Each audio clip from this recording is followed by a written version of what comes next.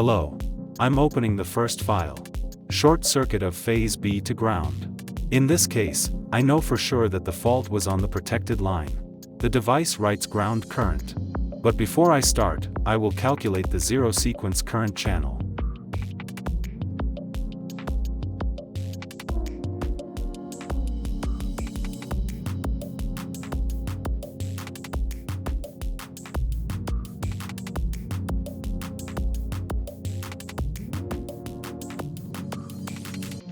Now let's add zero sequence voltage and zero sequence currents to the vector diagram.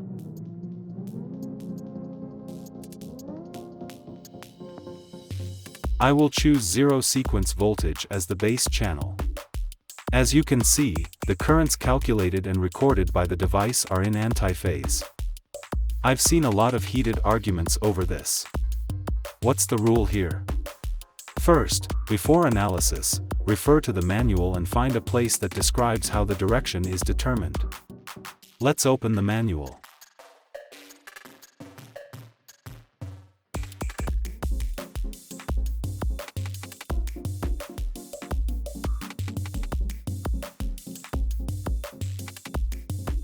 That's what I need.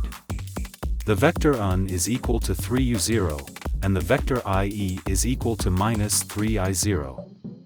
So, there was a short circuit on the protected object if the vector 3I0 is ahead of the vector 3U0 by about 90 degrees. If the ground current channel recorded by the device is taken for analysis, then there is a short circuit on the protected object if this current lagged behind the zero sequence voltage by approximately 90 degrees. But you must always understand which current is taken for analysis. As a quick tip, compare the phase of the ground current and the current in the faulty phase. If they are in phase, then the zero sequence current should lead the zero sequence voltage. To avoid this kind of problem, you can always use the second method, based on negative sequence parameters calculations. Let's do this. Here the rule is that during a short circuit on the protected object, the negative sequence current will lead the negative sequence voltage by about 90 degrees.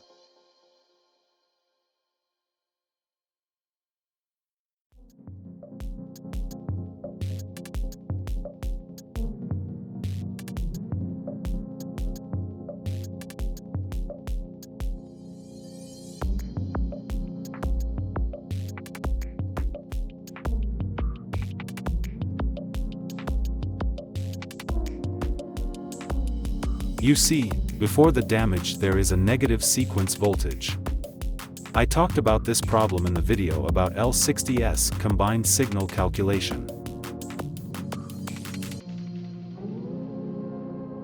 I will choose negative sequence voltage as the base channel.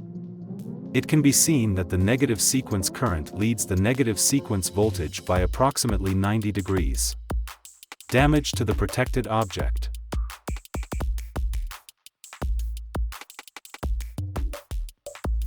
Let's try another method based on positive sequence. Let's perform operations similar to what I did for the negative sequence.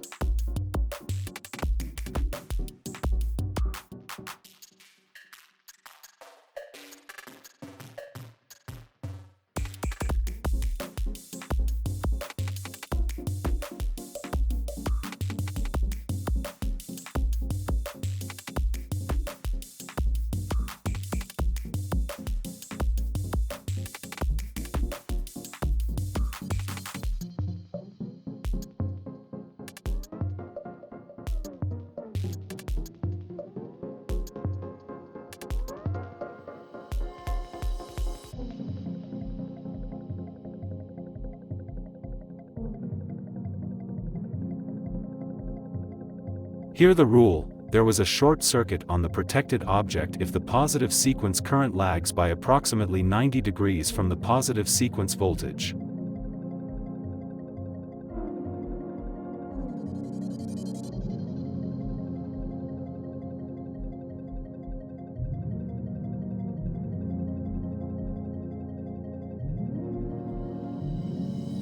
The last method is based on phase current and voltage in the damaged phase.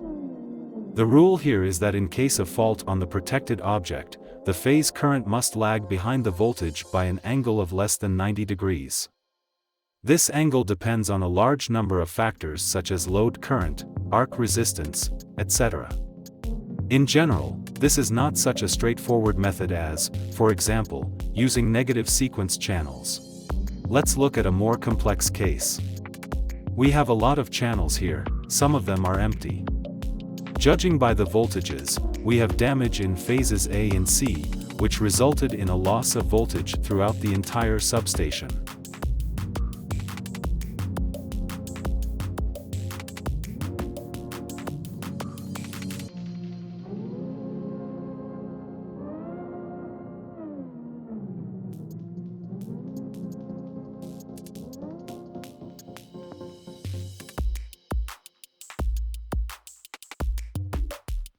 Let's see what's wrong with phase A. I'll add the voltage of phase A and the current of phase A of the first line.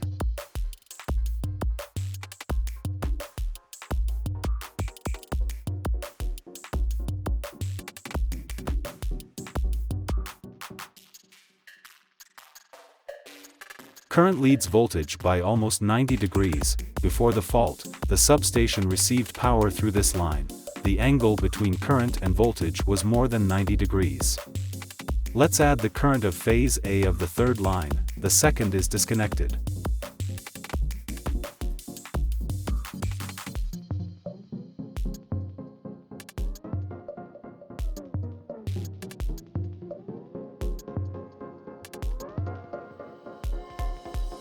It looks like there is fault on this line.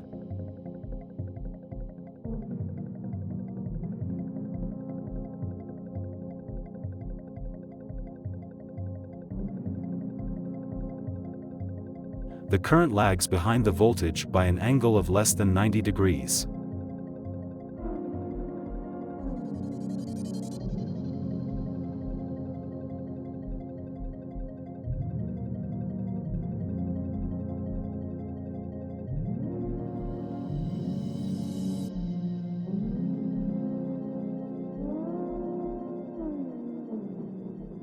Let's add the phase A current of the remaining lines.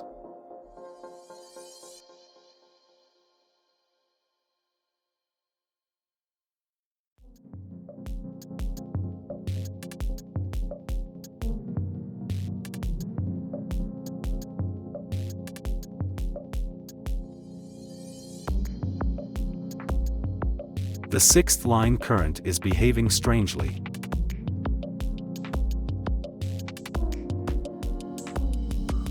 Yeah, it's turned off, it's noise, let's remove it.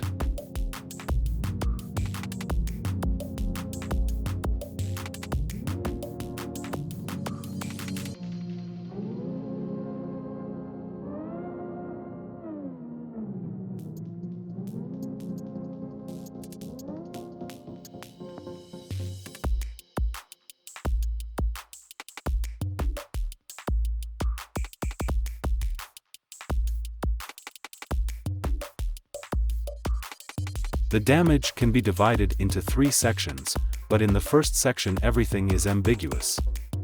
But in the second section and further it looks like the damage was on the third line.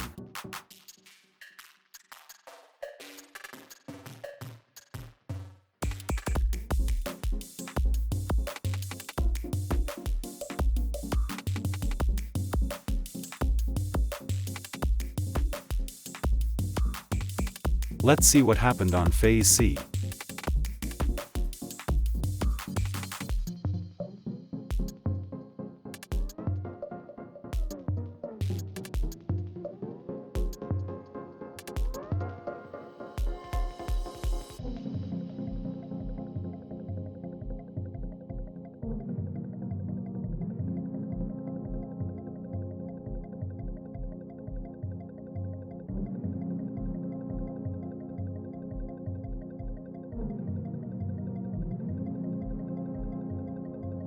Now we can see that phase C is damaged on the fourth line.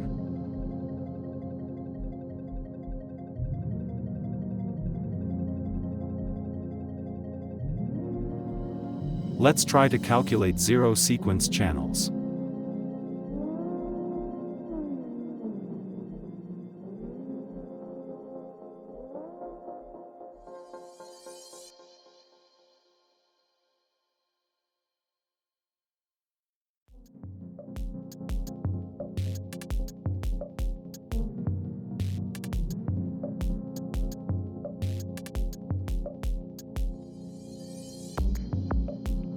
So there is a zero sequence voltage, which means it was a two-phase short circuit to ground. Let's add a zero sequence current to the third line.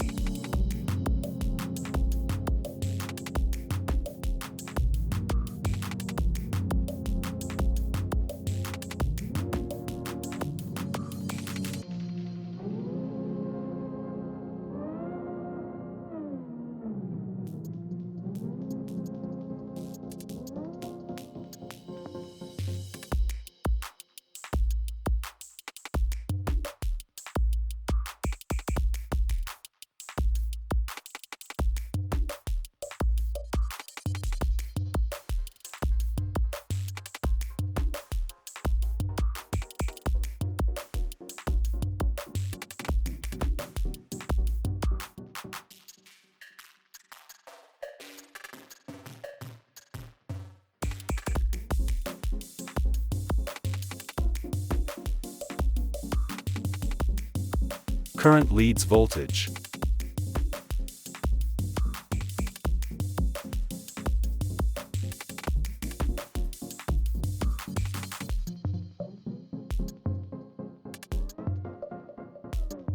Let's add the zero sequence current of the fourth line.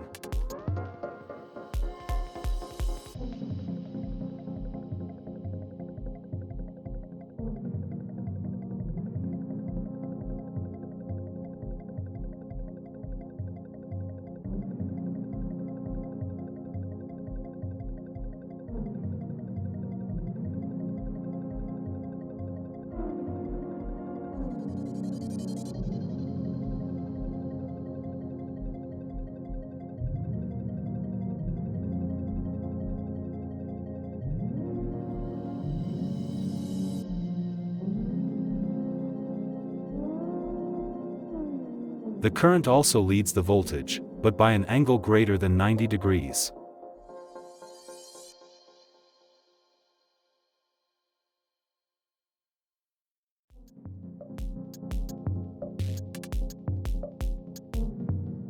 Let's look at the first line.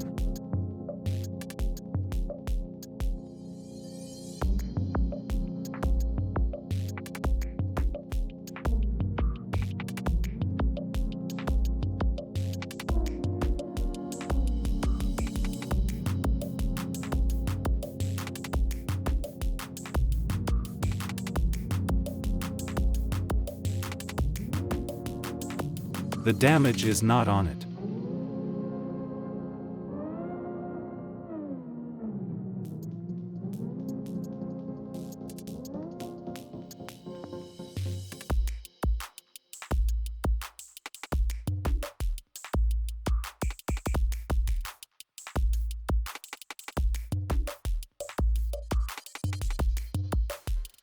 Let's see what happens with the negative sequence.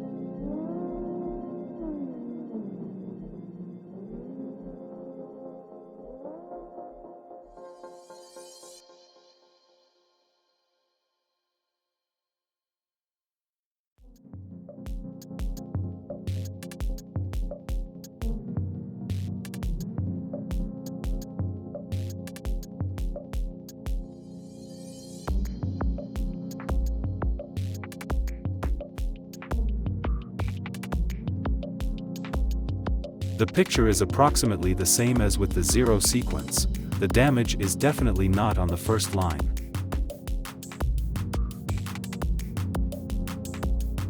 On the third and fourth, the current leads the voltage, but at unusual angles. Let's look at the magnitudes of phase currents.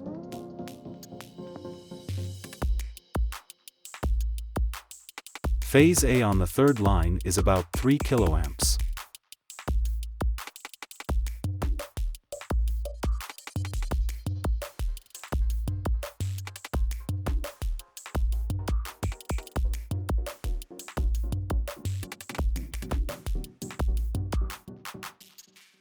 On the first line there is a little more than 1 kiloampere. On phase A of the fourth line there is also a little more than 1 kiloampere. At the same time, on phase C of the fourth line the current is the greatest. But here, by stopping the current in phase B, we can judge that the opposite side on this line was tripped.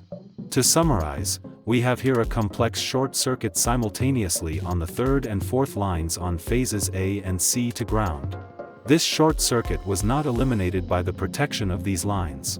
The trip occurred at the opposite end of the first line by the distance protection, which saw the fault as a multi-phase short circuit. On the fourth line the protection failed. There was enough current and time for the second stage of the zero sequence current protection to operate. On the third line, the zero sequence current in the third section of the short circuit decreased after disconnection at the opposite end of the fourth line. And it was not enough for the second step of ground protection, and the third did not have time to work. I took this case to show that sometimes it is not possible to say exactly where the damage occurred using only one method. We have to use some combination of them, or even all of them. Thank you for watching. Peace, friends.